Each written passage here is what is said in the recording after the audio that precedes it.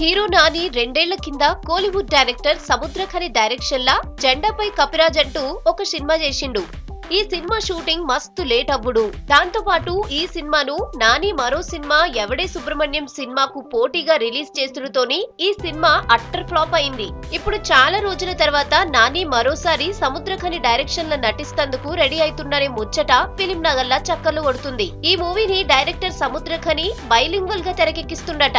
తమిళంలో శశికుమార్ హీరోగా నటిస్తుండగా తెలుగులో మాత్రం నాని హీరోగా నటిస్తాడంట.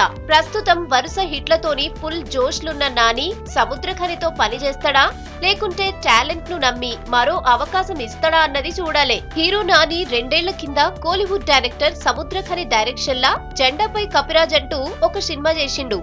ఈ సినిమా షూటింగ్ మస్తు లేట్ అవ్వుడు. దాంతో పాటు ఈ సినిమాను నాని మరో సినిమా ఎవడే సుబ్రహ్మణ్యం సినిమాకు పోటీగా రిలీజ్ చేస్తుడుతోని ఈ సినిమా అట్టర్ ఫ్లాప్ అయింది. ఇప్పుడు చాలా రోజుల తర్వాత నాని మరోసారి సముద్రఖని డైరెక్షన్ లో నటిస్తందుకు రెడీ అవుతున్నారే ముచ్చట ఫిలిం నగర్లా చక్కర్లు కొడుతుంది. ఈ మూవీని డైరెక్టర్ సముద్రఖని బైలింగ్వల్ గా తెరకెక్కిస్తుండట.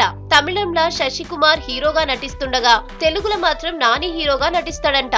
ప్రస్తుతం వరుస హిట్లతోని ఫుల్ జోష్లున్న నాని సముద్రఖనితో పని చేస్తాడా లేకుంటే టాలెంట్ ను నమ్మి మరో అవకాశం ఇస్తాడా అన్నది చూడాలి.